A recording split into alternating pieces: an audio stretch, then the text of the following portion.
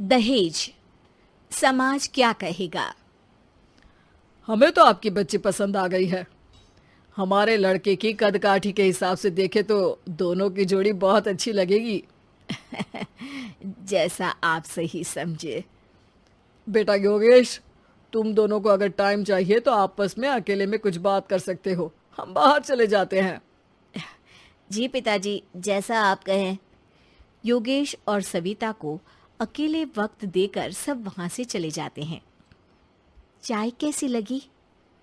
चाय भी अच्छी लगी और आप भी। सच में? हाँ, मैंने तो फोटो देख के ही हाँ बोल दिया था। मुझे भी आप अच्छे लगे। आपको कुछ पूछना हो तो पूछ लीजिए, जैसे खाना बनाना आता है या नहीं, घर के क्या क्या काम कर लेती हूँ, वगैरह वगैरह। वो तो मेरी माँ आपकी माता जी से पूछ ही लेंगी। वो मेरा डिपार्टमेंट नहीं है। इधर योगेश और सविता जिंदगी भर का साथ जोड़ने की बात कर रहे थे। उधर सविता के पापा योगेश के पिताजी के सामने हाथ जोड़ के खड़े थे। देखिए, हमारा बेटा पढ़ा लिखा है, अच्छी नौकरी करता है। उसमें जितना पैसा लगा है कम से कम उतना तो मिलना चाहिए ना। 10 लाख से कम में तो नहीं हो पाएगा। बेटी हमारी बहुत होनहार है और 7 लाख भी तो कम नहीं होते हैं ना जी। अगर आप हमारी बेटी को शादी के बाद काम करने देंगे तो 3 लाख तो 6 महीने में ही कमा लेगी। हमारे घर में ये सब नहीं होता। औरतें घर संभालती हैं और आदमी बाहर के काम। जरा मेरी बात तो समझिए। एक कार देने के बाद 10 लाख रुपए नगद देने में हमारी कमर टूट जाएगी। और इसके अलावा टीवी फ्रिज तो देना ही पड़ेगा। शादी की तैयारियां, मेहमानों की पूछ परख, बारातियों का स्वागत। बेटी की शादी में बाप पर बहुत दबाव होता है जी। देखिए, हमारा बेटा कोई दुकान में रखी चीज नहीं है जिसके ऊपर हम भाव ताव कर सके और आप उसे कम दाम में खरीद लेंगे। 10 लाख से एक भी रुपया कम नहीं होगा। ठीक है, जैसा आप कहे जी, पर आधा पैसा अभी और आधा कन्यादान के वक्त दे देंगे। अरे, इसमें भी किश्त मांग रहे हैं आप? हमने तो सोचा था कि अच्छा परिवार होगा आपका। अच्छा ही परिवार है देवनाथ जी, पर पैसों की थोड़ी तंगी है ना, वरना सब ठीक ही है हमारे परिवार में जी। देवनाथ वहां से अपने बेटे योगेश को लेकर चले जाते हैं और कुंडली मिलवाई जाती है। 36 में से 32 गुण मिलते हैं। जल्दी शादी का मुहूर्त भी निकल आता है। अब कन्या को बुलाइए। आओ बेटी, यहाँ बैठो, योगेश की बाई और। मंत्रोच्चार शुरू करते हैं। मंगलम भगवान विष्णु मंगलम गरुड़ध्वजा मंगलम। सविता के पापा सविता और योगेश के बीच में जाकर बैठ जाते हैं। बेटी, तेरी माँ को यहाँ बैठना था, पर तेरी विदाई नहीं देखना चाहती होगी शायद, इसीलिए पहले ही चली गई। बाबा, हंसी खुशी का माहौल है, रोने का समय तो विदाई के वक्त होता है ना, तब ये इमोशनल अत्याचार कर लेना। अभी तो मुस्कुराइए, कैमरा आसपास ही है।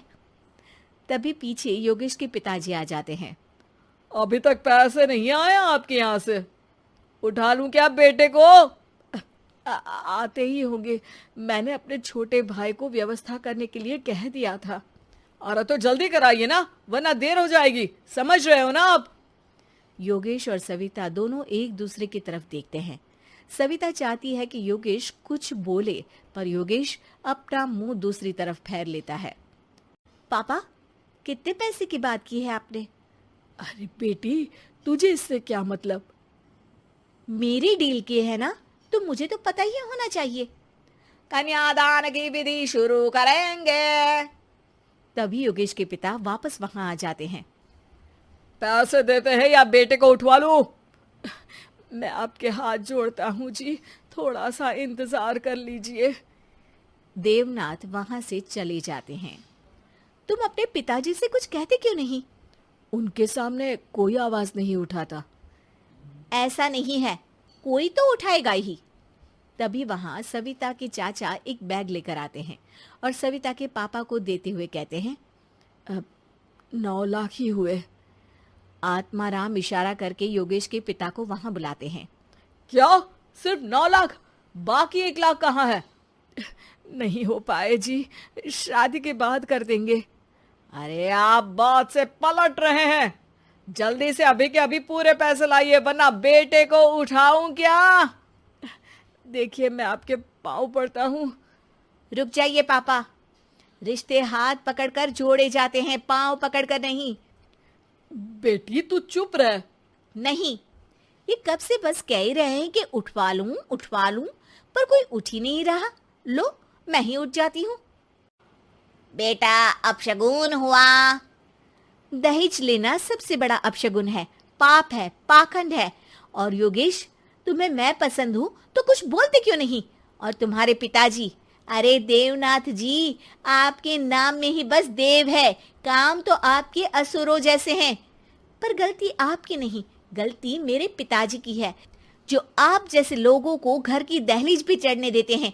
लेकिन एक बात साफ है, मैं आपके घर की दहलीज कभी नहीं चढ़ूंगी। अरे बेटा, समाज क्या कहेगा? यही कहेगा कि सविता के भीतर की माँ दुर्गा जाग गई थी, जिसने पापा के खिलाफ, गलत के खिलाफ आवाज उठाई। आसपास के लोगों ने जोरदार तालियां बजाई। समाज की तालियों से पता चला कि समाज क्या कहेगा। समाज ने सविता की बात को स्वीकार भी किया और उसको अपने सर आंखों पर भी बिठा लिया। सविता के पिता में हिम्मत जागी और उन्होंने कहा, देवनाथ जी, आप कह रहे थे ना बेटे को उठा लूं क्या? उठा लीजिए। हमारी बेटी को आपका लड़का पसंद नहीं है और हमें आप